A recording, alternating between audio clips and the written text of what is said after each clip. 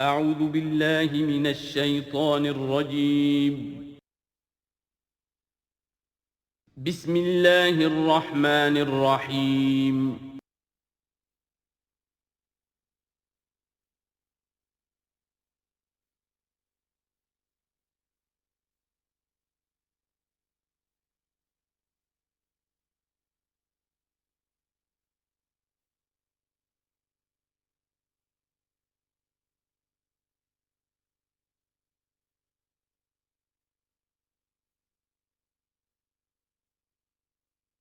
الحمد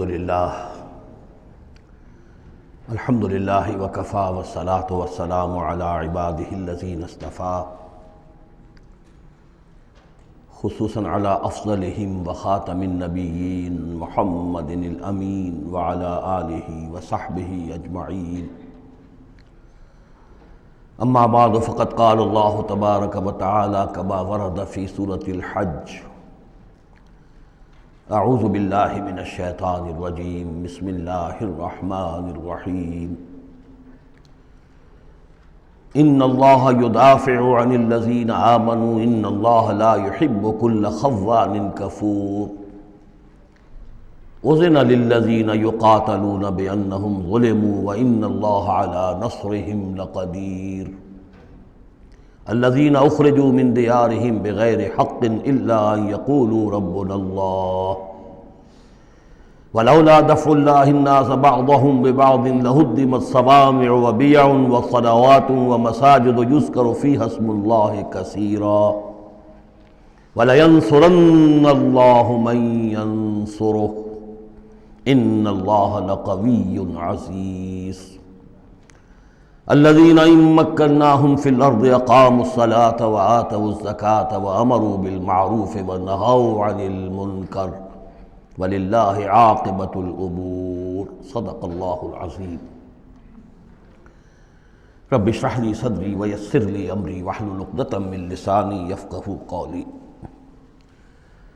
اللهم ربنا الہمنا رشدنا واعذنا من شرور انفسنا اللهم ارنا الحق حقا وارزقنا اتباعه وارنا الباطل باطلا وارزقنا اجتنابه اللهم وفقنا لما تحب وترضى اللهم ربنا آنس وحشتنا في قبورنا وارحمنا بالقرآن العظيم اللهم اجعله لنا إماما ونورا وهدى ورحمة اللهم ذکرنا منہ ما نسینا وعلمنا منہ ما جہلنا وارزقنا تلاوته آناء اللیل وآناء النہار واجعلہ لنا حجتا یا رب العالمین آمین۔ یہ بات میں عرض کر چکا ہوں کہ سورہ حج کے بعض مضامین بہت مشابہ ہیں سورہ بقرہ سے۔ اس سورہ مبارکہ کے بارے میں بعض حضرات کی رائے یہ ہے کہ یہ مدنی ہے، لیکن صحیح بات یہی ہے کہ یہ مکی صورت ہے، البتہ اس میں کچھ آیات ایسی ہیں کہ جو مدنی بھی ان کو قرار دیا جا سکتا ہے، اور ایک روایت جو حضرت عبداللہ ابن عباس رضی اللہ تعالی عنہما کی مجھے مل گئی ہے وہ یہ ہے کہ وہ اثناء سفر ہجرت میں نازل ہوئی، اور اس وقت ہمیں اب انہی آیات کا مطالعہ کرنا ہے۔ یہ آیات یوں سمجھیے کہ نبی اکرم صلی اللہ علیہ وسلم کی وہ جد و جہد اور آپ کی دعوت اور تحریک جو ہے اس میں ایک بڑے ٹرننگ پوائنٹ کو ریپرزنٹ کر رہی ہیں۔ یہ ایک بڑا فیصلہ کن موڑ ہے آپ کی جد و جہد میں۔ یہ مشابہت ذہن میں رکھیے کہ سورہ بقرہ میں بھی جہاں 23ویں رکوع میں تقریباً وسط ہے سورہ بقرہ کا، جس طرح یہ وسط ہے سورہ حج کا، وہاں بھی 23ویں رکوع میں رمضان مبارک اور روزے کی حکمتیں اور اس کے احکام کا بیان ہوا۔ 24ویں رکوع سے قتال فی سبیل اللہ اور اس کے ساتھ ہی حج کے دو جو رکوع ہیں مناسک حج پر مشتمل ہیں۔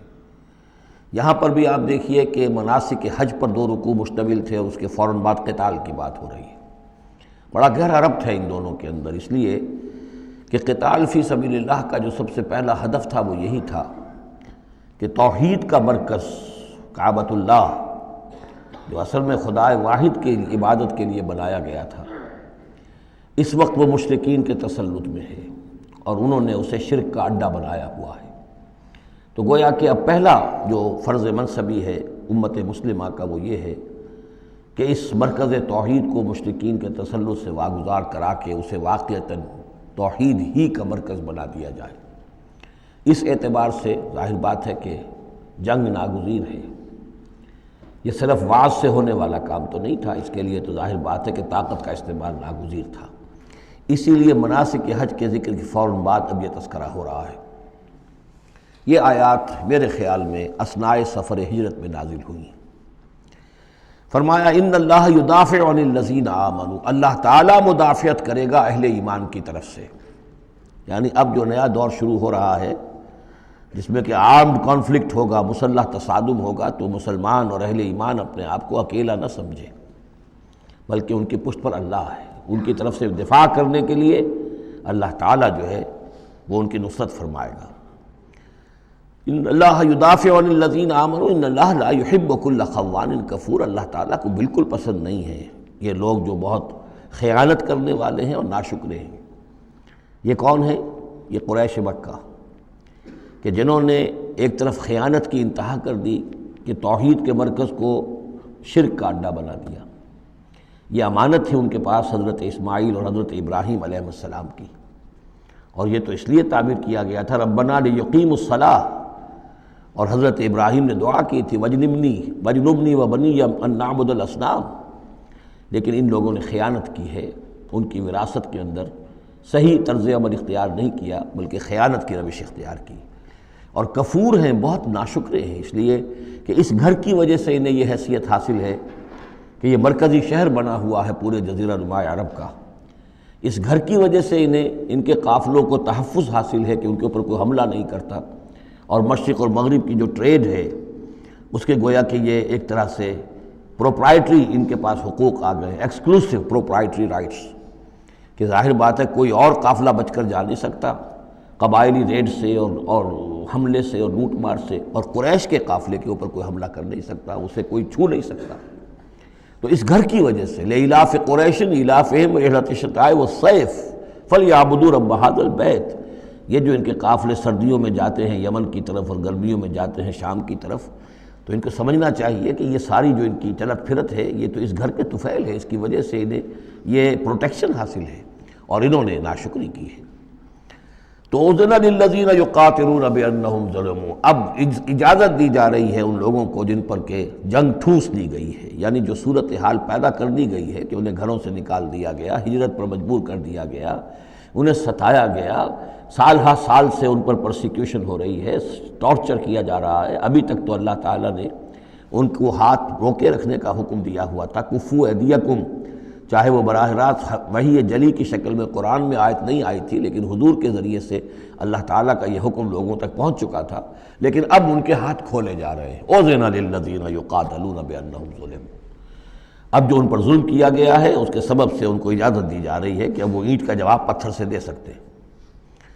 وَإِنَّ اللَّهَ عَلَىٰ نَصْرِهِمْ لَقَدِيرٌ، اور دوبارہ پھر تاکید کے ساتھ کہہ دیا کہ ان کو اپنے آپ کو اکیلے نہ سمجھیں، یقیناً اللہ تعالیٰ ان کی نصرت پر قادر ہے، ان کی مدد فرمائے گا۔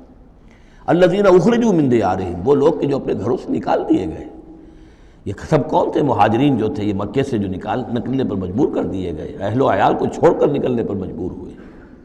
الذین اخرجوا من دیارہم بغیر حق، جو نکال دیے گئے اپنے گھروں سے، اپنے علاقوں سے نا حق، الا ان یقولوا ربنا اللہ، صرف اس جرم کی پاداش میں کہ انہوں نے کہا ہمارا رب اللہ ہے، ہم صرف ایک اللہ کو مانتے ہیں اور دوسرے آلہہ کو، دوسرے معبودوں کو، دوسرے دیویاں اور دیوتاؤں جو تمہارے من گھڑت ہے ہم ان کو تسلیم کرنے کو تیار نہیں۔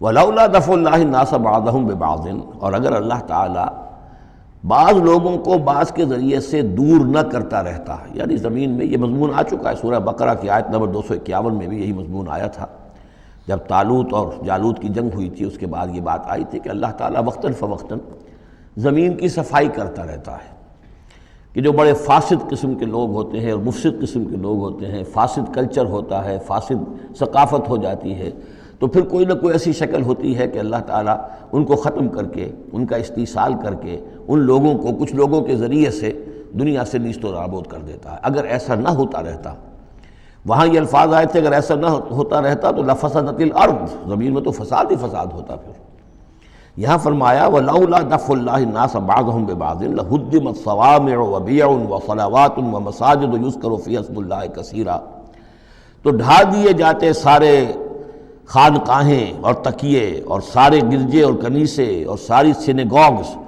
صلوطہ یہ عربی زبان کا لفظ ہے، صلاۃ ہی سے ہے، یہ عربی اور جیسا کہ میں نے عرض کیا ہے بارہا عبرانی اور عربی زبان جو ہے یہ عبرانی زبان کا لفظ ہے صلوطہ، اور عربی اور عبرانی جو ہیں یا تو سگی بہنیں ہیں، کسی ایک ہی زبان کی یہ دونوں نکلی ہوئی شاخیں ہیں، اور یا یہ کہ عبرانی ماں ہے اور عربی اس کی بیٹی ہے، یہ ان کے درمیان رشتہ ہے۔ صلاۃ کا لفظ جو عربی میں آیا ہے اور قرآن مجید میں صلوطہ یہ وہاں پر بھی موجود تھا۔ ہمارے ہاں سلام ہے، ان کا شلام ہے، وہ فرق اتنا ہی ہے، وہ شین کے ساتھ اور وہ بڑا اس کو گول کر کے شلام کہتے ہیں، باقی ہمارے یہاں سلام ہے، فرق اور خاص نہیں ہے۔ ان کا جو یوم کپور ہے وہ یوم کفارہ ہے، یوم جو کہ یوم کی طرح ہے، کپور پے اور فے جیسا کہ میں نے آپ کو بتایا تھا ذوالکفل میں پے فے کی جگہ ہو جاتی ہے، تو یوم کپور ہے ان کے ہاں، یوم کفارہ۔ تو یہ تقریباً تمام جو اصطلاحات ہیں وہ بہت ایک دوسرے کے قریب ہیں۔ تو اگر ایسا نہ ہوتا کہ اللہ تعالیٰ کچھ لوگوں کے ذریعے سے اس دنیا سے نیست و نابود کرتا رہتا، تو پھر تو یہ کہ کوئی عبادت گاہیں دنیا میں قائم ہی نہ رہتی۔ ظاہر بات ہے اپنے اپنے وقت میں یہ تمام عبادت گاہیں خدائے واحد کی عبادت کے لیے بنائی گئی تھیں، ومساجد اور مسجدیں یذکر فیہا اسم اللہ کثیرا، جن میں کہ اللہ تعالیٰ کا نام کثرت سے لیا جائے۔ وَلَيَنصُرَنَّ اللَّهُ مَن يَنصُرُهُ، یہ بہت اہم ہے، یہ آیت کا ٹکڑا، اور یہ ہر شخص کو یاد کر لینا چاہیے۔ لازماً اللہ مدد کرے گا ان کی جو اس کی مدد کرتے ہیں، اس میں زیادہ زور ہے وَلَيَنصُرَنَّ اللَّهُ۔ عربی زبان میں اس سے زیادہ تاکید کا اسلوب نہیں ہے، فعل مضارع سے پہلے لام زبر کے ساتھ، لام مفتوح، اور آخر میں نون مشدد تشدید کے ساتھ۔ افعلو یہ میں کروں گا، لافعلن میں لازماً کروں گا، یہ جو انداز ہے اس میں کوئی شک نہیں۔ وَلَيَنصُرَنَّ اللَّهُ مَن يَنصُرُهُ، لیکن دوسری بات یہ آئی کہ ظاہر بات ہے کہ یک طرفہ معاملہ نہیں ہے، تم اللہ کی مدد کرو گے تو اللہ تمہاری مدد کرے گا۔ تم اللہ کے باغیوں کے ساتھ دوستیوں کی پیلیں بڑھاؤ، اللہ کے دشمنوں کے ساتھ تمہاری جو ہے وفاداریاں ہوں، اور تم چاہو کہ اللہ تمہاری مدد کرے، یہ تو انہونی بات ہے۔ جیسے سورہ بقرہ میں ہم نے دیکھا تھا فَاذْكُرُونِی أَذْكُرْكُم، تم مجھے یاد رکھو میں تمہیں یاد رکھوں گا۔ اسی طرح وَلَيَنصُرَنَّ اللَّهُ مَن يَنصُرُهُ، لازماً اللہ مدد کرے گا ان کی۔ اسی سورہ مبارکہ میں ہم دیکھ چکے ہیں کہ اس کا یقین ہونا چاہیے بندہ مومن کو، اور یہ یقین اس کا بہت بڑا سہارا بنتا ہے، اس کے صبر کا اور ثبات کا اور استقامت کا۔ ورنہ یہ کہ اگر اس یقین، اس اللہ کی مدد کی امید کی رسی کو وہ کاٹ دے تو پھر اس کے لیے کوئی سہارا نہیں رہے گا۔ ان اللہ لقوی عزیز، اور پھر یہ کہ اللہ جو مدد کا وعدہ کر رہا ہے تو اللہ کوئی کمزور تو نہیں ہے، قوی ہے، زبردست ہے، توانا ہے، عزیز ہے، زبردست ہے۔ الذین ان مکناہم فی الارض، وہ لوگ کہ جنہیں اگر ہم زمین میں تمکن عطا کر دیں، یہ وہی لفظ ہے کذالک مکننا لیوسف، سورہ یوسف میں 2 مرتبہ ہم پڑھ چکے ہیں۔ الذین ان مکناہم فی الارض، وہ لوگ کہ جنہیں اگر ہم زمین میں تمکن، قدرت، طاقت، غلبہ، حکومت، استیلاء عطا کر دیں تو وہ کیا کریں گے؟ اقاموا الصلاۃ، پہلا کام ہے نماز قائم کریں گے۔ یہی کام حضور نے کیا، جاتے ہی سب سے پہلے جمعہ قائم کیا، اور پھر یہ کہ مسجد نبوی کی تعمیر کی، پہلا کام۔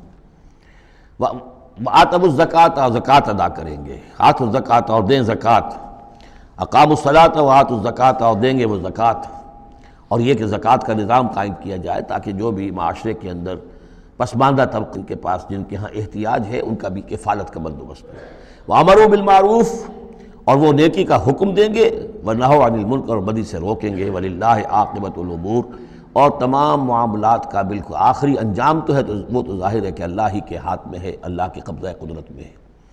اس کو ہم یہ کہہ سکتے ہیں ایک اعتبار سے کہ گویا یہ نبی اکرم صلی اللہ علیہ وسلم کا مینیفیسٹو تھا۔ مینیفیسٹو ایک تو ہمارا آج کا تصور ہے کہ انتخابات میں جو پارٹیاں حصہ لیتی ہیں وہ اپنا اپنا پروگرام دیتی ہیں، لیکن اس سے علیحدہ کر دیجئے۔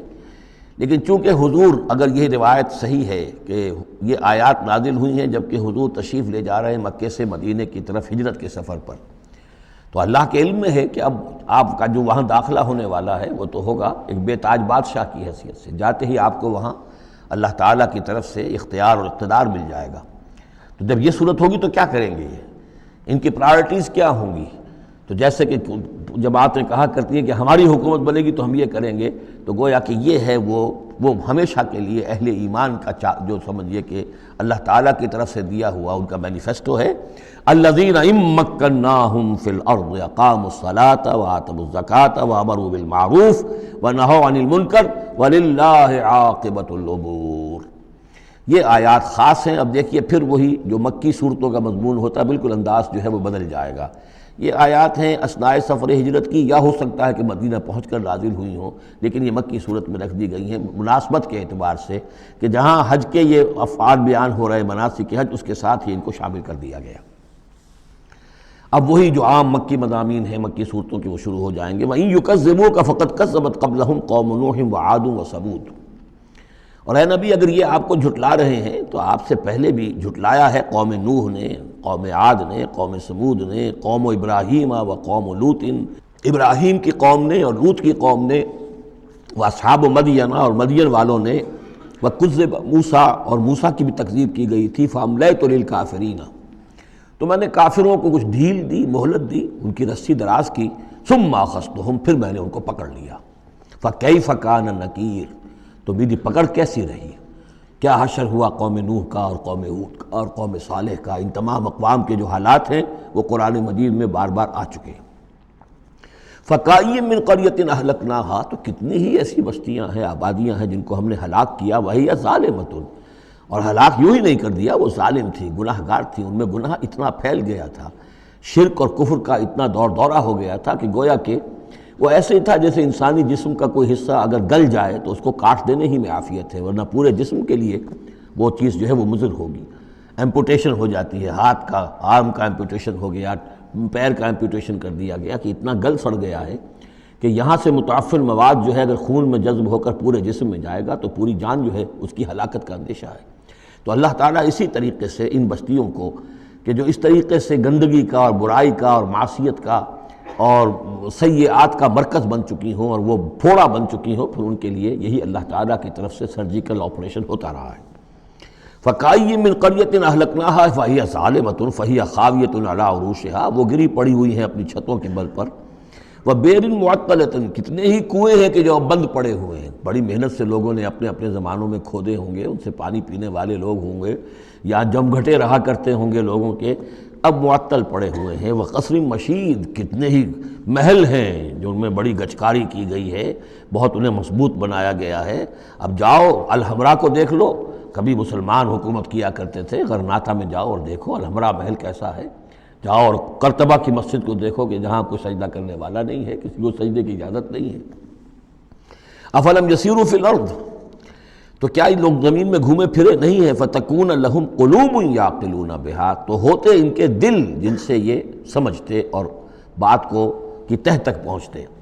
تو یہ جو لفظ قلب کے ساتھ عقل آیا ہے، اب اس کو اچھی طرح سمجھ لیجئے، چونکہ یہ بات میری تو آپ کے سامنے آ چکی ہے کہ میرے نزدیک انسان ایک مرکب وجود کا حامل ہے۔ اس کا ایک وجود حیوانی ہے، خالص حیوانی اور مکمل حیوان اور اعلیٰ ترین حیوان۔ انسان اعلیٰ ترین حیوان ہے، تمام حیوانوں میں سب سے افضل ہے، اور اس میں وہ ساری فیکلٹیز ہیں کہ جو حیوانات میں بھی ہوتی ہیں، لیکن اس کا ایک روحانی وجود ہے، وہ مکمل وجود ہے، انڈیپینڈنٹ ہے، بالکل اس حیوانی وجود سے ایک علیحدہ اور مستقل بذات وجود ہے۔ یہ دونوں کیسے جڑے ہوئے ہیں یہ ہم نہیں جانتے۔ وہ تو ہمیں یہ بھی معلوم نہیں کہ انسانی جسم میں جان کہاں ہے، کچھ پتہ نہیں، کہاں دل میں ہے کہیں ہے، تو دل تو بدل دیتے ہیں لوگ، پھر بھی وہ جان تو وہی کی وہی رہتی ہے۔ اب تو جو کچھ ہو رہا ہے آپ کو معلوم ہے، تو جان کہاں ہے، کس چیز سے متعلق، دماغ سے متعلق ہے، دل سے متعلق، کہاں سے متعلق؟ تو لائف ہی کو ہم نہیں جانتے، تو لائف سے آگے روح کا تعلق کس طور سے ہے ہم کیا جان سکتے ہیں؟ ہست رب الناس رابا جان الناس اتصال بے تکیف بے قیاس، یہ متصل ہے، یہ جو روحانی وجود ہے اور حیوانی وجود ہے یہ متصل ہے، ملے ہوئے تو ہیں، لیکن یہ اتصال ایسا ہے بے تکیف بے قیاس، نہ اس کی کیفیت معلوم ہو سکتی ہے، نہ اس کو کسی اور چیز پر قیاس کیا جا سکتا ہے، لیکن ہیں دو علیحدہ وجود۔ ایک وجود پہلے پیدا کیا گیا تھا، کما خلقناکم اول مرہ، دوسرا وجود اس عالم خلق کے اندر آتا ہے، اور ان میں سے ہر ایک کی، دونوں کی اپنی اپنی عقل ہے۔ روح کی اپنی عقل ہے، روح کی اپنی آنکھ ہے، روح کے اپنے کان ہیں، اور جسم کے حیوانی وجود کے اپنی آنکھیں ہیں، اپنے کان ہیں، اپنی عقل ہے۔ تو ان السمع والبصر والفؤاد، یہ حیوانی یہ گویا کہ انسان کے جو حیوانی ذرائع علم ہیں وہ یہ ہیں، جن کے بارے میں گفتگو سورہ بنی اسرائیل کی اس آیت کے حوالے سے میں تفصیلاً کر چکا ہوں، ان السمع والبصر والفؤاد کل اولئک کان عنہ مسئولا۔ لیکن انسان کے اندر جو یہ روح ہے یہ دیکھتی بھی ہے، یہ سنتی بھی ہے، اس کے اپنے کان ہیں، وہ غیر مرئی کان ہیں، غیر مرئی آنکھیں ہیں، لیکن اس کی اپنی عقل ہے۔ اب یہاں دیکھیے یہ دونوں چیزیں واضح ہو جائیں گی۔ فَتَكُونَ لَهُمْ قُلُوبٌ يَعْقِلُونَ بِهَا، تو ہوتے ان کے دل کہ جن سے یہ بات سمجھتے، او آذان یسمعون بها، یا ہوتے کان جن سے یہ سنتے۔ فإنها لا تعمى الابصار ولكن تعمى القلوب التي في الصدور، اس لیے کہ آنکھیں اندھی نہیں ہوا کرتی، دل اندھے ہو جاتے ہیں جو سینوں کے اندر ہے۔ یہ کون سا اندھاپا ہے؟ ابو جہل اندھا تھا کس اعتبار سے؟ ابو لہب اندھا تھا کس اعتبار سے؟ ولید بن مغیرہ اندھا تھا کس اعتبار سے؟ ان کی آنکھیں تو اندھی نہیں تھی، ان کے دل اندھے ہو گئے تھے، ان کی روحیں اندھی ہو گئی تھی، ان کے اوپر اپنی دنیاوی اغراض، اپنی ضد، اپنی ہٹ دھرمی اور اپنے تکبر اور اپنے جو بھی ان کے اندر عصبیتیں تھیں، اس کی وجہ سے اس طریقے سے ان کے اوپر پٹیاں پڑ چکی تھی کہ وہ روح نہ دیکھتی تھی نہ سنتی تھی۔ تو یہ ہے اصل میں یہ معاملہ۔ فَإِنَّهَا لَا تَعْمَى الْأَبْصَارُ، ایک ہے آنکھیں اندھی، لیکن ہو سکتا ہے اس کا دل جو ہے وہ دوسروں سے کہیں زیادہ دیکھنے والا ہو، لیکن یہ کہ آنکھوں کا اندھا ہونا اتنا بڑی بات نہیں جتنا دل کا اندھا ہونا۔ افلم یسیروا فی الارض فتکون لہم قلوب یعقلون بها، تو کیا یہ زمین میں گھومے پھرے نہیں، پھر ہوتی ان کے دل کہ جن سے یہ بات کو سمجھتے، او آذان یسمعون بها، یا ہوتے کان، روح کے کان کہ جن سے یہ سنتے، دیدن دیگر آموز سنیدن دیگر آموز، اس لیے کہ ظاہر بات ہے بستیوں کو تو وہ دیکھتے تھے، کتا بھی دیکھ رہا ہے کہ کار آ رہی ہے، اسے بچنا ہے، وہ بھی اپنی جان بچاتا ہے، انسان نے بھی دیکھ لیا اور وہ بھی جان بچانے کے لیے ایک طرف ہو گیا، تو کوئی بڑا فرق نہیں۔ یہ حیوانی جو دیکھنا ہے وہ تو دیکھنا ہے، لیکن انسان کا دیکھنا کچھ اور ہے۔ فَإِنَّهَا لَا تَعْمَى الْأَبْصَارُ وَلَكِنْ تَعْمَى الْقُلُوبُ الَّتِي فِي الصُّدُورِ، اس لیے کہ آنکھیں اندھے نہیں ہوا کرتی بلکہ دل اندھے ہو جاتے ہیں جو سینوں کے اندر ہیں، اس لیے کہ روح کا مسکن قلب ہے، یہ ہم جانتے ہیں، روح کا مسکن قلب ہے، یہ ہم نہیں جانتے کہ کیسے، کس طرح۔ بہرحال دل کو آپ اگر کہیں کاٹیں گے پیٹیں گے تو کہیں وہ آپ کو اس میں روح نظر نہیں آئے گی، وہ غیر مرئی شے ہے، لیکن تعلق اس کا جو ہے وہ قلب انسانی کے ساتھ ہے۔ وَيَسْتَعْجِلُونَكَ بِالْعَذَابِ وَلَنْ يُخْلِفَ اللَّهُ وَعْدَهُ، اور یہ لوگ جلدی مچا رہے ہیں نبی آپ سے عذاب کی، اور اللہ تعالیٰ اپنے وعدے کی ہرگز خلاف ورزی نہیں کرے گا۔ وہ عذاب آئے گا، کس شکل میں آئے گا ابھی اللہ تعالیٰ نے اس کو چھپا کر رکھا ہوا ہے، کب آئے گا وہ بھی اللہ نے چھپایا ہوا ہے۔ وَإِنْ أَدْرِيَ قَرِيبٌ أَمْ بَعِيدٌ مَا تُوعَدُونَ، یہ ہم سورہ انبیاء میں پڑھائے ہیں کہ میں نہیں جانتا ہے نبی، آپ کہہ دیجئے قُلْ إِنْ أَدْرِيَ قَرِيبٌ أَمْ بَعِيدٌ مَا تُوعَدُونَ، کہ جس چیز کا تم سے وعدہ کیا جا رہا ہے، جس چیز کی دھمکی دی جا رہی ہے، وہ قریب آ چکی ہے یا دور ہے۔ وَإِنَّ يَوْمًا عِندَ رَبِّكَ كَأَلْفِ سَنَةٍ مِّمَّا تَعُدُّونَ، اور یقیناً ایک دن آپ کے رب کے نزدیک 1000 برس کا ہے اس حساب سے جو تم تعداد جانتے ہو۔ انسانی عام حساب سے جو 1000 برس ہے، دنیا کا ہمارا حساب سے وہ در حقیقت اللہ کا ایک دن ہے۔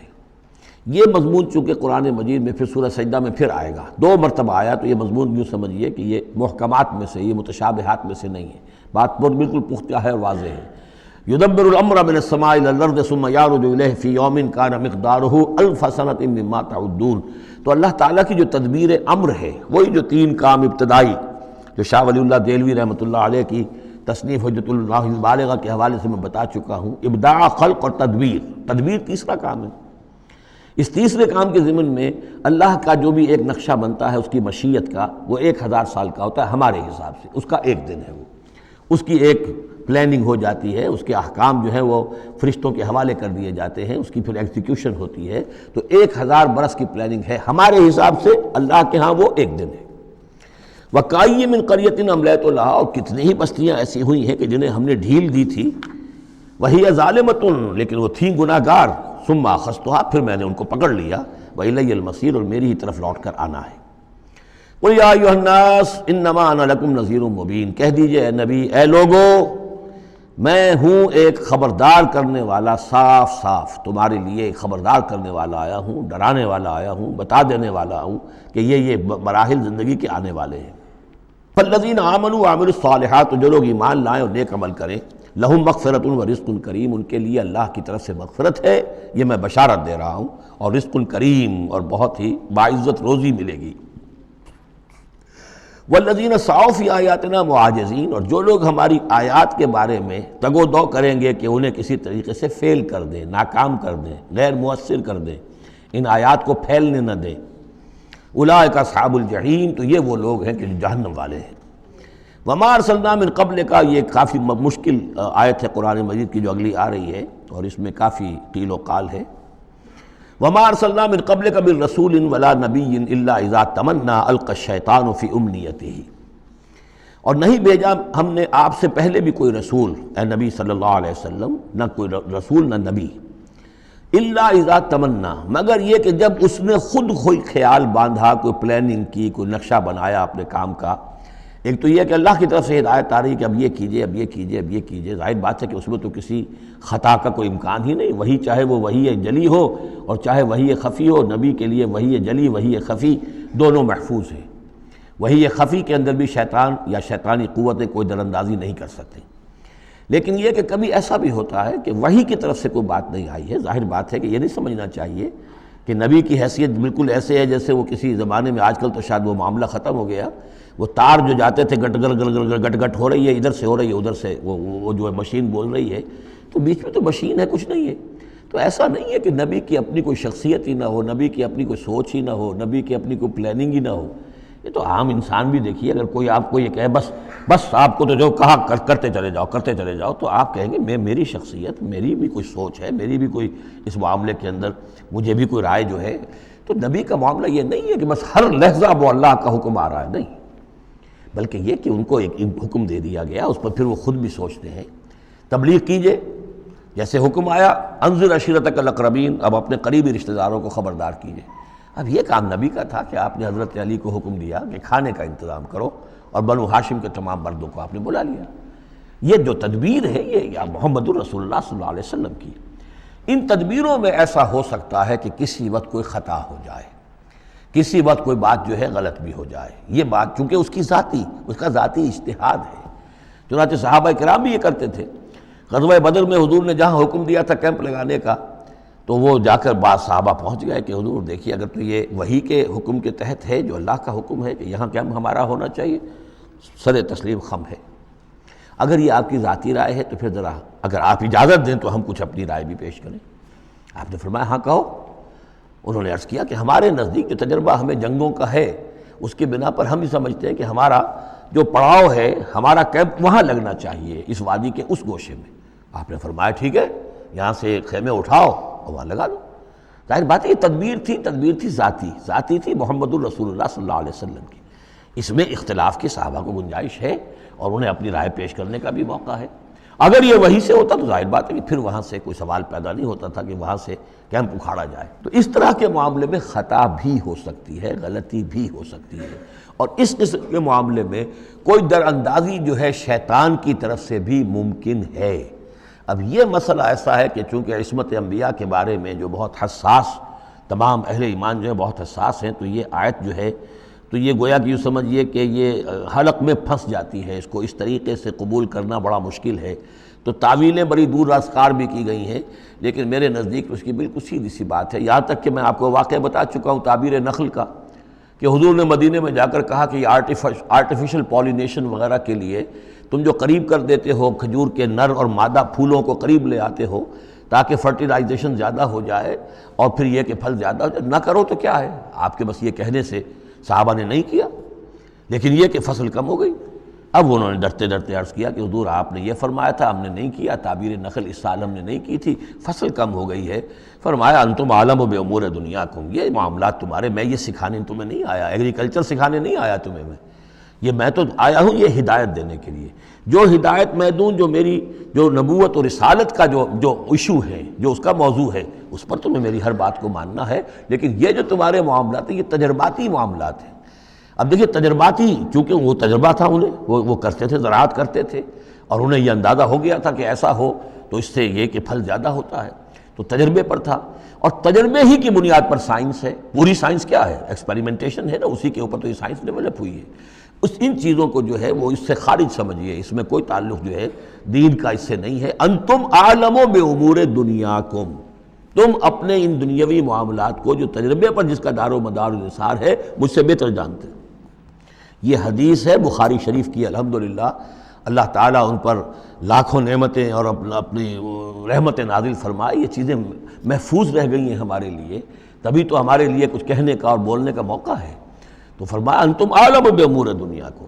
اسی طریقے کا مسئلہ یہ ہے وما ارسلنا من قبلک من رسول ولا نبی الا اذا تمنا، جب وہ کوئی اپنی اسکیم بناتے ہیں، اپنی پلاننگ کرتے ہیں، القى الشیطان فی امنیتہ، تو شیطان ان کے خیال میں کچھ ڈال دیتا ہے۔ امنیہ کہتے ہیں تمنا، آرزو۔ اب دیکھیے آدمی سوچتا ہے یہ حسرہ ہو جانا چاہیے، یہ کام یوں ہونا چاہیے، مثلا جب کہ آپ نے دیکھا کہ مکہ مکرمہ میں تو میرا قیام ناممکن ہو گیا ہے، اس لیے کہ ابو طالب کے انتقال کے بعد وہ جو خاندانی ایک پروٹیکشن حاصل تھی بنو ہاشم کی، وہ ختم ہو گئی، اور اب خاندان بنی ہاشم کا سردار بھی ابو لہب ہو گیا ہے، کہ جو بہت ہی سخت دشمن ہے ذاتی طور پر حضور کا۔ تو پھر آپ نے سوچا اب کیا کروں، کس طرح جاؤں، کدھر دیکھوں، کسے آواز دوں؟ تو آپ نے طائف کا سفر کیا، لیکن یہ کہ وہاں پہ آپ جو ہے ناکام وہاں سے آنا پڑا، وہاں کوئی آپ کو ریسپانس نہیں ملی، بلکہ زندگی کا سخت ترین دن جو ہے حضرت عائشہ صدیقہ رضی اللہ تعالیٰ عنہ کی روایت موجود ہے، ان کے ہوش کے دوران تو سمجھیے کہ غزوہ احد کا دن سخت ترین تھا، تو انہوں نے کبھی پوچھ لیا کہ حضور آپ پر احد کے دن سے بھی سخت دن کوئی گزرا ہے؟ آپ نے فرمایا ہاں، طائف کا دن مجھ پر اس سے کہیں زیادہ سخت تھا، وہ سختی ہوئی حضور پر۔ لیکن اللہ تعالیٰ کی مشیت میں کیا تھا کہ یہ سعادت جو ہے یہ طائف کے لیے نہیں لکھی تھی، یہ سعادت یثرب کے لیے لکھی تھی، جو مدینہ منورہ بننے کی سعادت جو ہے، مدینہ النبی بننے کی سعادت اللہ کی حکمت میں مدینہ کے لیے تھی۔ وہاں حضور گئے بھی نہیں اور وہاں کے 6 آدمی ایمان لے آئے اور کھڑکی کھل گئی۔ وما ارسلنا من قبلک من رسول ولا نبی الا اذا تمنا القى الشیطان فی امنیتہ فینسخ اللہ ما یلقی الشیطان، پھر اللہ منسوخ کر دیتا ہے، ختم کر دیتا ہے اس چیز کو کہ جو شیطان نے ڈالا ہوتا ہے۔ ثم یحکم اللہ آیاتہ، پھر اللہ تعالیٰ اپنے فیصلوں کو پختہ کر دیتا ہے۔ یہاں آیت جو ہے آیات ہی فیصلوں کے معنی میں ہے۔ واللہ علیم الحکیم، اور اللہ سب کو جاننے والا، کمال حکمت والا ہے۔ یہ توجیہ ہے میرے نزدیک، اور یہ قریب ترین ہے اس توجیہ سے کہ جو موضح القرآن میں شاہ عبد القادر رحمۃ اللہ علیہ ان کی طرف سے ہے، تو اس حوالے سے واقعہ یہ ہے کہ مجھے اس پر کافی اطمینان ہے۔ لِيَجْعَلَ مَا يُلْقِي الشَّيْطَانُ فِتْنَةً لِلَّذِينَ فِي قُلُوبِهِم مَرَضٌ، اور اس میں بھی اللہ کی ایک حکمت ہے کہ شیطان کی طرف سے جو کوئی آمیزش ہو جاتی ہے کسی وقت اس قسم کے معاملات میں، تو اس کو اللہ تعالیٰ فتنہ بنا دیتا ہے ان لوگوں کے لیے جن کے دلوں میں مرض ہوتا ہے، روگ ہوتا ہے، وَالْقَاسِيَةِ قُلُوبُهُمْ، اور جن کے دل سخت ہو چکے ہوتے ہیں۔ وَإِنَّ الظَّالِمِينَ لَفِي شِقَاقٍ بَعِيدٍ، اور یقیناً ظالم جو ہیں وہ تو یقیناً مخالفت میں اور دشمنی میں بہت دور جا چکے ہیں۔ وَلِيَعْلَمَ الَّذِينَ أُوتُوا الْعِلْمَ، اور یہ تاکہ جان لیں وہ لوگ کہ جنہیں علم دیا گیا تھا، انہ الحق من ربک، کہ یہ سب حق ہے آپ کے رب کی طرف سے، پھر جو بھی آخری فیصلہ اللہ کا آتا ہے اس پر پورا انشراح ہو جاتا ہے۔ فیؤمنوا بہ، تو وہ اس پر ایمان رکھتے ہیں، فتخبت لہ قلوبہم، اور اس پر ان کے دل جو ہے وہ اللہ کے سامنے جھک جاتے ہیں۔ وان اللہ لہادی الذین آمنوا الی صراط مستقیم، اور یقیناً اللہ تعالیٰ ہدایت دینے والا ہے ان کو جو ایمان لائیں سیدھے راستے کی طرف۔ یعنی کبھی اس طرح کی کوئی غلطی ہو بھی جائے، ایبریشنز جس کو ہم کہیں گے، ذرا کہیں ہو بھی جائے تو اللہ تعالیٰ پھر راستہ سیدھا کر دیتا ہے اور پھر ان کے رخ کو بالکل صحیح سمت میں موڑ دیتا ہے۔ وَلَا يَزَالُ الَّذِينَ كَفَرُوا فِي مِرْيَةٍ مِّنْهُ، اور یہ لوگ جو کفر کر رہے ہیں ان کو تو یہ تو شک و شبہ ہی میں رہیں گے، ان کے شکوک و شبہات کبھی ختم ہونے والے نہیں ہیں۔ حتیٰ تأتیہم الساعۃ بغتۃ، یہاں تک کہ یا تو قیامت آ دھمکے ان پر اچانک، اور یاتیہم عذاب یوم عقیم، یا پھر وہ عذاب جو ہے بانج دن کا، یعنی ایسا دن کہ جو خیر سے خالی ہوگا، بانج ہوگا، بانج دن، یوم عقیم کا جو عذاب ہے وہ ان پر مسلط ہو جائے۔ الملک یومئذ للہ، اس دن راج ہوگا پھر صرف اللہ کا، کسی کے پاس کوئی اختیار نہیں ہوگا۔ یحکم بینہم، یعنی یہ کہ آج بھی راج تو اللہ ہی کا ہے، حکم اسی کا چل رہا ہے، لیکن یہ کہ پھر بھی کچھ نہ کچھ پردے پڑے ہوئے ہیں، کچھ نہ کچھ ڈرامے سے ہو رہے ہیں کہ یہاں یہ بادشاہ صاحب ہیں اور یہاں یہ سردار ہے قبیلے کا، کچھ نہ کچھ لوگوں کے نگاہوں کے اوپر پردے پڑے ہوئے ہیں، لیکن ایک دن آئے گا کہ وہ سب پردے اٹھ جائیں گے۔ لمن الملک اليوم للہ الواحد القہار، پکارا جائے گا آج کے دن کس کی بادشاہی ہے؟ اللہ کی جو واحد ہے، قہار۔ یحکم بینہم، وہ ان کے مابین فیصلہ کرے گا۔ فالذین آمنوا وعملوا الصالحات فی جنات النعیم، تو جو لوگ ایمان لائے اور انہوں نے نیک عمل کیے ہوں گے وہ ہوں گے جنتوں میں، نعمتوں والے باغات میں۔ والذین کفروا وکذبوا بآیاتنا، اور وہ لوگ کہ جو کفر کی روش اختیار کریں اور ہماری آیت کو جھٹلائیں، فاولئک لہم عذاب مہین، تو ان کے لیے ہوگا اہانت آمیز، رسوا کن عذاب۔ والذین ہاجروا فی سبیل اللہ، اب دیکھیے یہ ہجرت کا، کیونکہ یہ بالکل یعنی مکی دور کے بالکل آخری زمانے کی یہ صورت ہے، بالکل متصل سمجھیے، جیسے کہ ہجرت کے متصلاً بعد سورہ بقرہ، ہجرت کے بالکل متصلاً قبل یہ سورہ حج۔ والذین ہاجروا فی سبیل اللہ ثم قتلوا، اور وہ لوگ جنہوں نے ہجرت کی اللہ کی راہ میں، پھر خواہ وہ قتل ہو گئے او ماتوا، یا یہ کہ اپنی طبعی موت مر گئے، لَيَرْزُقَنَّهُمُ اللَّهُ رِزْقًا حَسَنًا، دونوں صورتوں میں اللہ تعالیٰ ان کو لازماً بہت رزق حسن عطا فرمائے گا۔ وَإِنَّ اللَّهَ لَهُوَ خَيْرُ الرَّازِقِينَ، اور یقیناً اللہ ہی ہے بہترین رزق دینے والا۔ لَيُدْخِلَنَّهُمْ مُدْخَلًا يَرْضَوْنَ، اور وہ لازماً داخل کرے گا انہیں ان جگہ، ان مقامات پر کہ جن سے وہ راضی ہو جائیں گے۔ وَإِنَّ اللَّهَ لَعَلِيمٌ حَلِيمٌ، اللہ تعالیٰ یقیناً علیم ہے، سب کچھ جاننے والا، اور حلیم ہے، تحمل والا ہے۔ ذَلِكَ وَمَنْ عَاقَبَ بِمِثْلِ مَا عُوقِبَ بِهِ، یہ تو ہے ہی، اور یہ کہ جو شخص زیادتی کرے، جس نے بدلہ لیا بِمِثْلِ مَا عُوقِبَ بِهِ، جیسا کہ اس پر زیادتی کی گئی تھی، جیسا کہ اس پر ظلم کیا گیا تھا، ثُمَّ بُغِيَ عَلَيْهِ، پھر اس پر مزید زیادتی کی جائے، لَيَنْصُرَنَّهُ اللَّهُ، اللہ تعالیٰ اس کی لازماً مدد کریں گے۔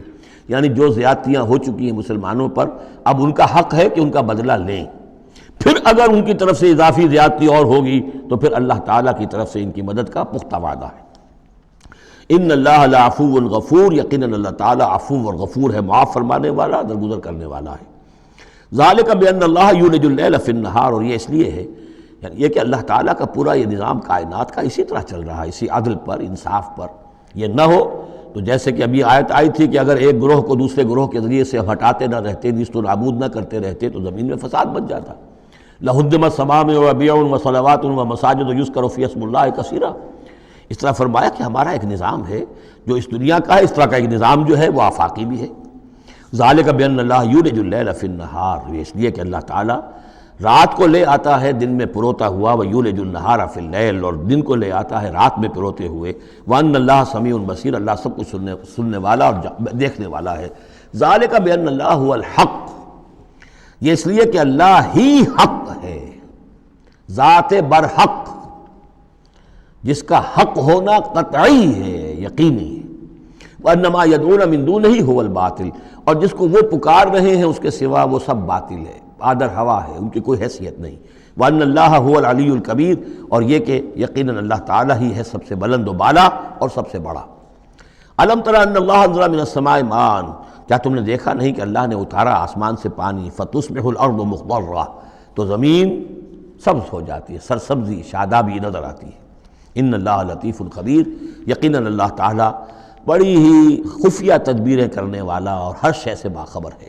باریک بین بھی اس کے معنی ہے لطیف کے، اور خفیہ تدبیر کرنے والا۔ لہو ما فی السماوات و ما فی الارض، جو کچھ آسمانوں میں ہے وہ بھی اسی کا ہے، اور جو کچھ زمین میں ہے وہ بھی اسی کا ہے۔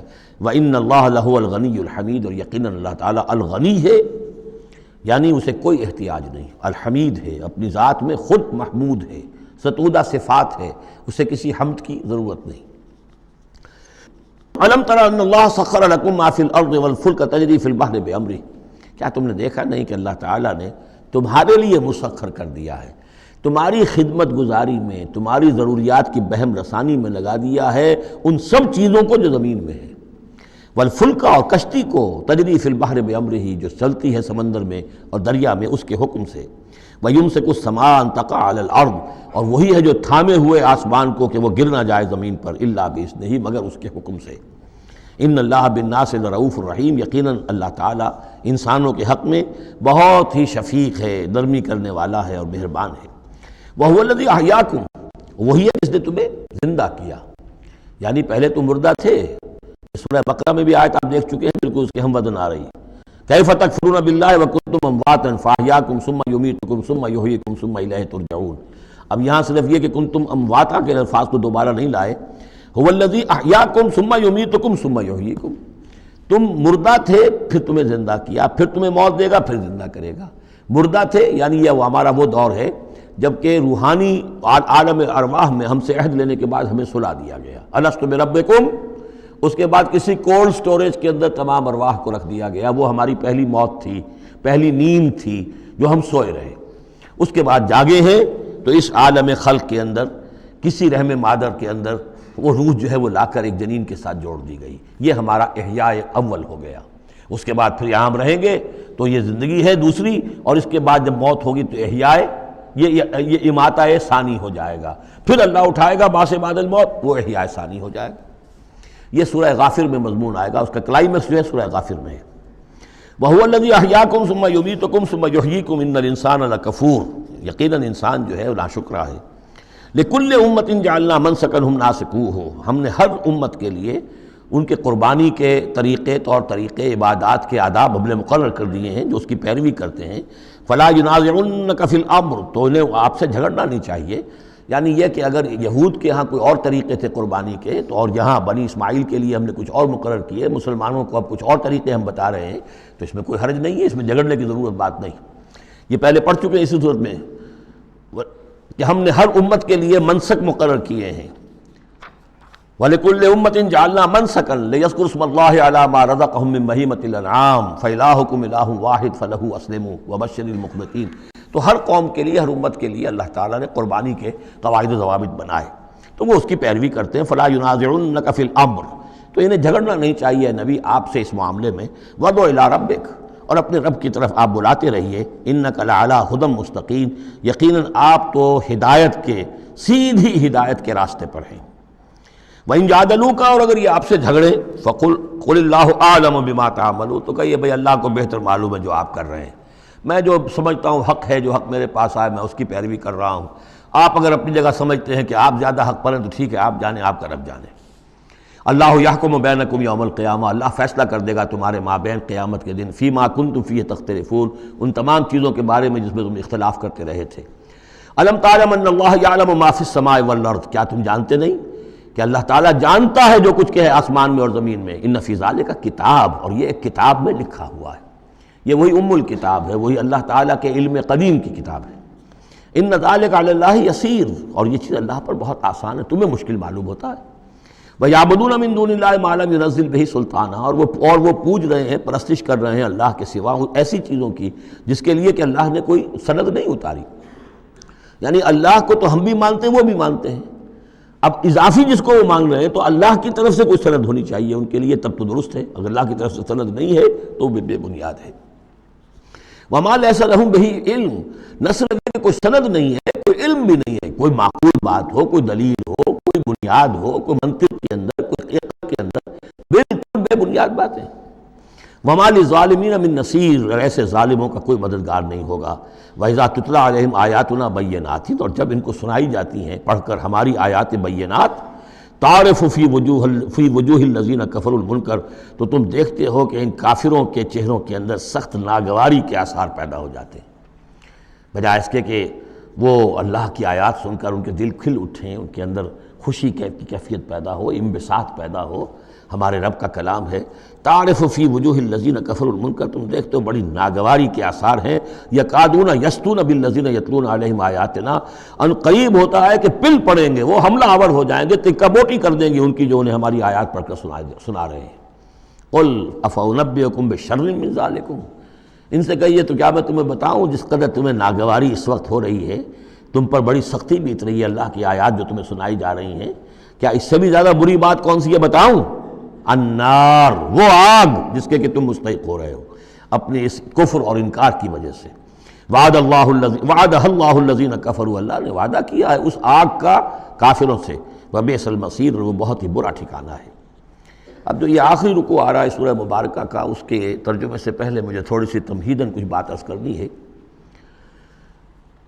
یہ جو ایک دعوت رجوع القرآن کی ایک تحریک ہم نے شروع کی، اور الحمدللہ کہ میں اس میں اپنی زندگی کے لگ بھگ 35 برس اب صرف کر چکا ہوں، اور اسی کے پھر کوکھ سے تنظیم اسلامی اور تحریک خلافت نے جنم لیا ہے۔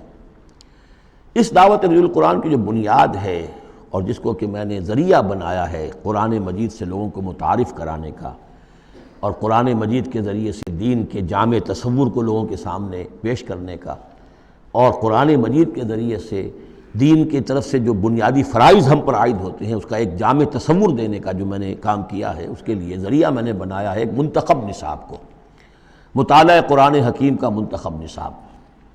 یہ جو منتخب نصاب ہے یہ تقریباً کل قرآن کے 1/15 حجم کے اندر، یوں سمجھیے کہ 2 پاروں کے لگ بھگ ہے، مائنس پلس کم و بیش 2 پارے ہوں گے۔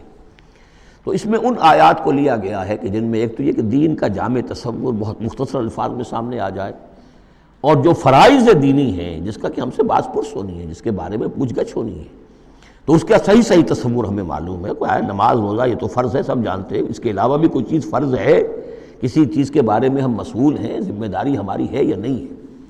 تو وہ جو منتخب نصاب ہے اس کے مختلف جو حصے ہیں، ہم کچھ حصوں سے گزرے ہیں، لیکن یہ میں آج سوچ رہا تھا کہ جیسے میں نے آپ کو بتایا تھا کہ حروف مقطعات کا معاملہ یہ ہے کہ 29 حروف ہیں یا 28 حروف ہیں عربی زبان کے الفابیٹس جو ہیں، شروع کے حصوں میں سے حروف میں سے بہت کم ہیں جو حروف مقطعات میں آئے، اور آخری جو حصہ ہے اس کے تختی کے، اس کے بہت سے حروف ہیں، اکثر و بیشتر ہیں کہ جو حروف مقطعات میں آئے۔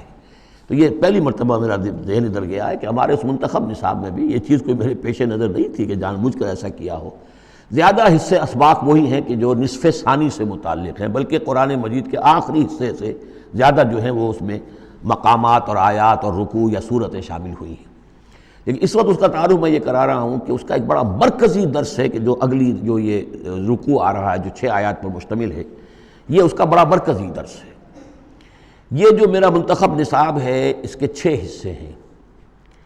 نقطہ آغاز ہے سورۃ العصر، والعصر ان الانسان لفی خسر الا الذین آمنوا وعملوا الصالحات وتواصوا بالحق وتواصوا بالصبر۔ مختصر ترین صورت، جامع ترین صورت، کہ انسان کی نجات کے یہ 4 لوازم ہیں: ایمان، عمل صالح، تواصی بالحق، تواصی بالصبر۔ پھر 3 اور مقامات ہم نے اس میں ایسے ہی جامع مقامات جس میں یہ چاروں چیزیں تقریباً بیان ہوئی ہیں وہ شامل کر کے وہ پہلا حصہ ہو گیا۔ اس کا ایک درس ہم گزر چکے ہیں سورہ بقرہ میں، آیت البر، اس کا درس نمبر 2 ہے۔ لیس البر ان تولوا وجوہکم قبل المشرق والمغرب۔ نیکی جو تم نے سمجھی ہوئی ہے، کسی نے کسی شے کو نیکی سمجھا ہوا، کسی نے کسی کو نیکی سمجھا ہوا ہے، اصل نیکی کیا ہے، پوری نیکی کیا ہے، نیکی کی روح کیا ہے، جڑ بنیاد کیا ہے، نیکی کے مظاہر کیا ہیں، ان مظاہر میں پھر اقدمیت کس چیز کی ہے، اولیت کس شے کی ہے، ثانوی درجے میں کون سی ہے، پھر چوٹی کیا ہے، سمم بونم کیا ہے، سب سے اونچا جو مقام ہے، جو مقام مطلوب ہے وہ کیا ہے۔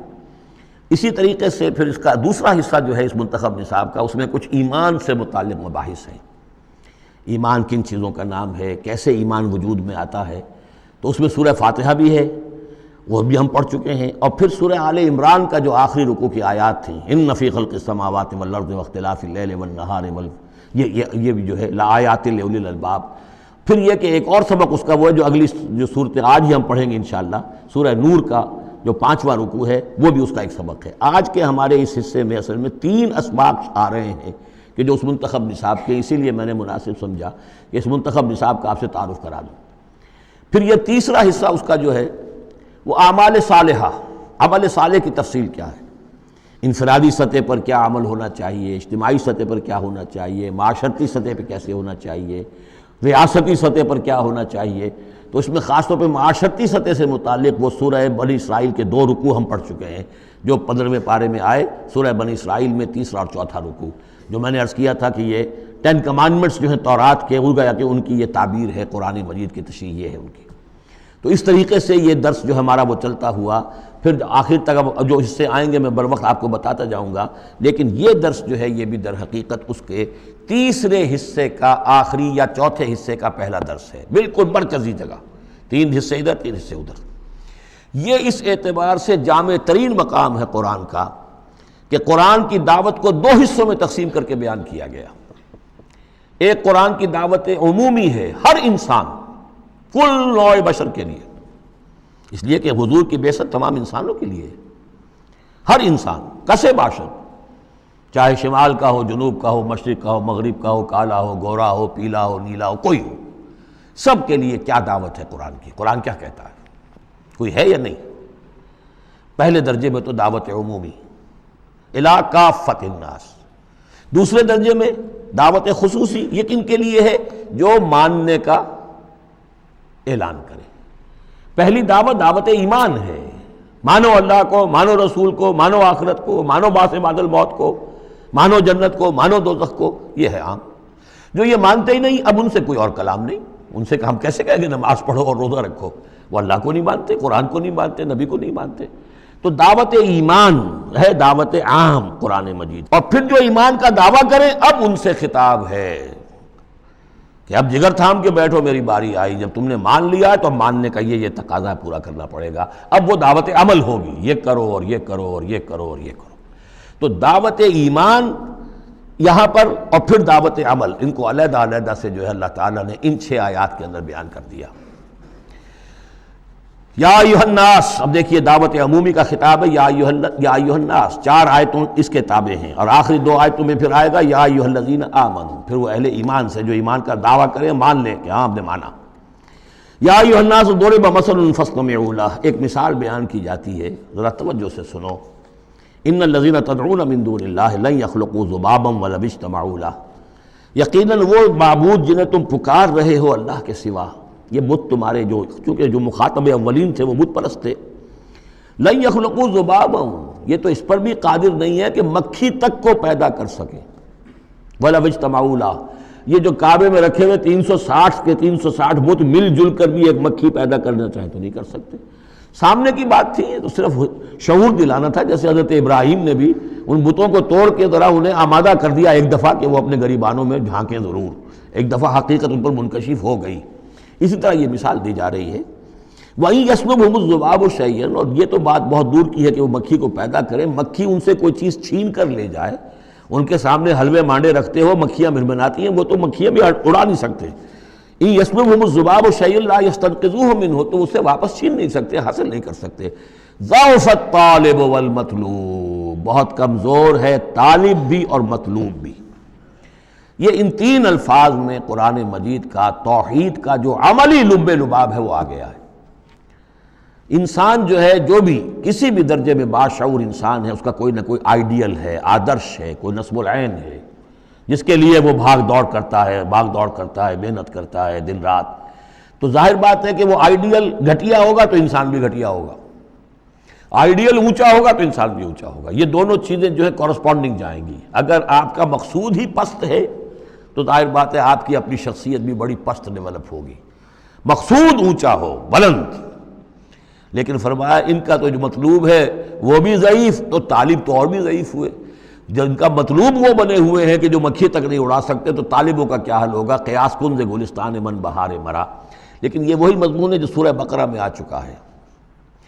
وَمِنَ النَّاسِ مَن يَتَّخِذُ مِن دُونِ اللَّهِ أَندَادًا يُحِبُّونَهُمْ كَحُبِّ اللَّهِ، لوگوں میں سے کچھ ایسے ہیں جو اللہ کے مد مقابل بنا کر کچھ اور چیزوں سے محبت شروع کر دیتے جیسے کہ اللہ سے محبت کرنی چاہیے تھی۔ اصل میں تو انسان کو بنایا گیا کہ لا محبوب الا اللہ، لا مقصود الا اللہ، لا مطلوب الا اللہ، مطلوب اللہ کے سوا کوئی نہ رہے، باقی ذرائع ہیں۔ زندہ رہنے کے لیے روٹی کھانی ہے، محنت کرنی ہے، ہل چلانا ہے، ذرائع ہے، مطلوب نہیں ہے۔ نہ کھیتی مطلوب ہے، نہ دکان مطلوب ہے، نہ پروفیشن مطلوب ہے، نہ ڈاکٹری، نہ انجینئرنگ، کوئی شے مطلوب نہیں، نہ دنیا مطلوب ہے، نہ اولاد مطلوب ہے، مطلوب صرف اللہ۔ یہ ہے توحید کا لب لباب، لا مطلوب الا اللہ، لا مقصود الا اللہ، لا محبوب الا اللہ۔ لیکن جو لوگ یہاں تک نہیں پہنچ سکتے، جیسے جس شخص کو بہت سخت بھوک لگی ہو، اگر اچھی چیز کھانے کو نہیں ملے گی تو برے میں بھی منہ مارے گا۔ اگر ان کا ذہن وہاں تک نہیں پہنچا، اگر ان کے ذہن کی پستی کا یہ عالم ہے کہ اللہ کی معرفت حاصل نہیں کر سکے، اللہ ان کا محبوب اور مطلوب و مقصود اصلی نہ بن سکا، تو کسی اور کو اللہ کی جگہ رکھ کر اور وہ پوجنا شروع کر دیتے ہیں۔ کوئی آئیڈیلی ہے، کوئی وطن ہے، کوئی قوم ہے، اور کچھ نہیں تو میرا اپنا نفس ہے، اپنے ہی حسن کا دیوانہ بنا پھرتا ہوں، اپنی ہی حریم ذات کے گرد طواف ہو رہا ہے۔ تو ضعف الطالب والمطلوب ما قدر اللہ حق قدرہ، یہ اللہ کی قدر نہ کر سکے، اللہ کا اندازہ نہ کر سکے، معرفت حاصل نہ کر سکے اللہ کی جیسے کہ اس کے معرفت کا حق تھا۔ اللہ کو پہچان لیتے تو کسی اور سے کاہے کو لو لگاتے؟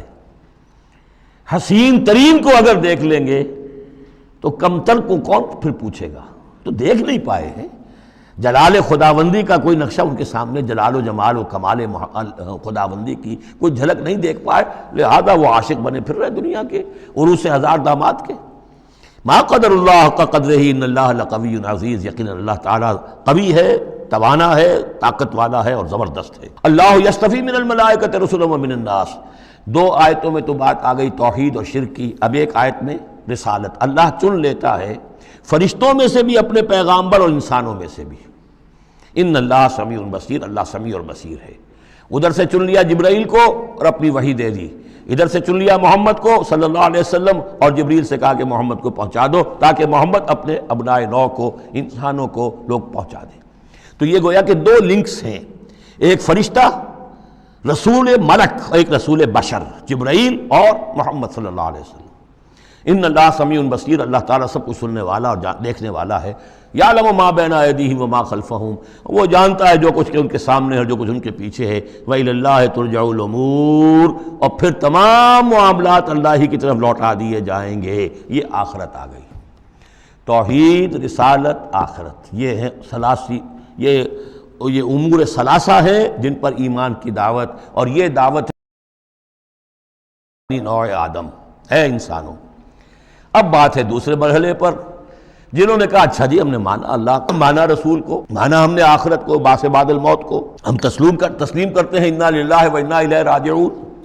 تو اب ہے عمل کا مرحلہ۔ یا ایھا الذین آمنوا، اے وہ لوگوں جو ایمان کا دعویٰ کر رہے ہو، اقرار کر رہے ہو۔ اب بات بدل گئی، اب دیکھیے فعل امر آ رہے ہیں۔ پہلے میں فعل امر کوئی تھا ہی نہیں، سوائے اس کے کہ ضرب مثل فاستمعوا لہ، بس وہ ایک فعل امر آیا تھا، ذرا باتوجہ سے سنو، باقی کچھ نہیں۔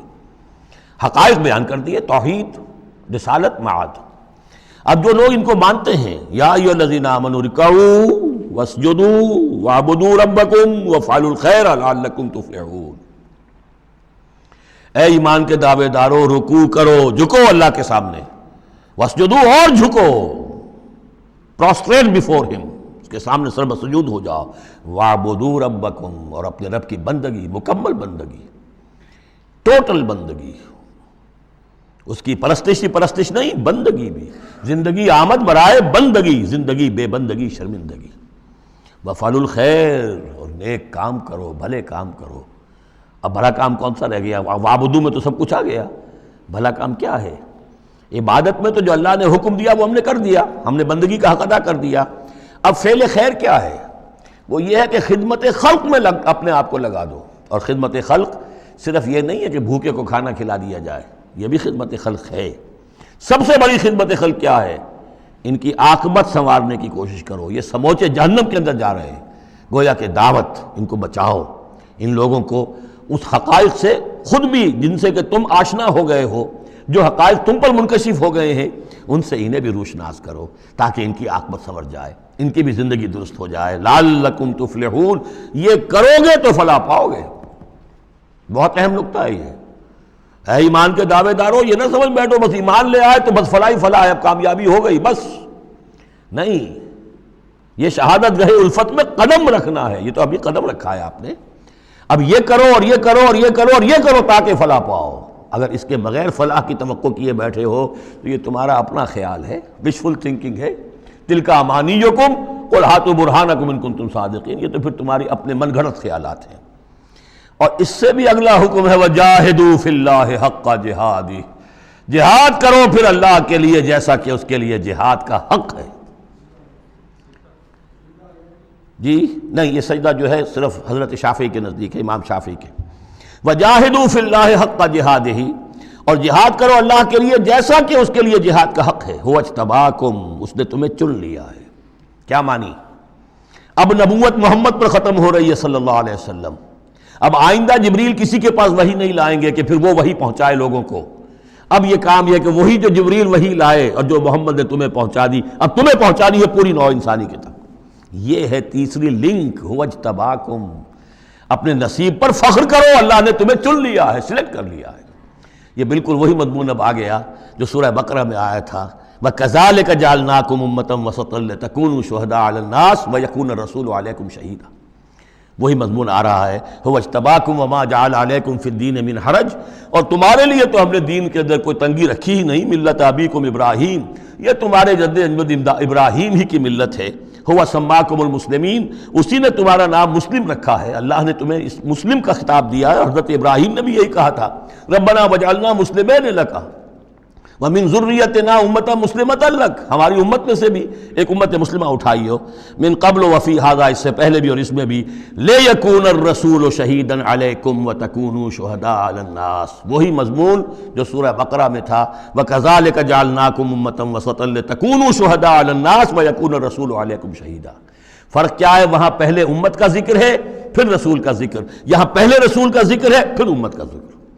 لِيَكُونَ الرَّسُولُ شَهِيدًا عَلَيْكُمْ وَتَكُونُوا شُهَدَاءَ عَلَى النَّاسِ فَأَقِيمُوا الصَّلَاةَ۔ بس اس کو اپنی پوری طرح سمجھنے کے بعد اب بسم اللہ کرو، قدم آگے بڑھاؤ، تو سب سے پہلے قدم کہاں بڑھاؤ گے؟ فَأَقِيمُوا الصَّلَاةَ وَآتُوا الزَّكَاةَ، نماز قائم کرو، زکوٰۃ ادا کرو، واعتصموا باللہ، اور اب اللہ کے ساتھ چمٹ جاؤ، اللہ کے دامن سے وابستہ ہو جاؤ، ہوا مولاکم، وہ تمہارا مولا ہے، مددگار ہے، پشت پناہ ہے، حمایتی ہے، فنعم المولا ونعم النصیر، کیا ہی اچھا ہے حمایتی اور کیا ہی اچھا ہے مددگار۔ بارک اللہ لی ولکم فی القرآن العظیم ونفعنی وإیاکم بالآیات والذکر الحکیم۔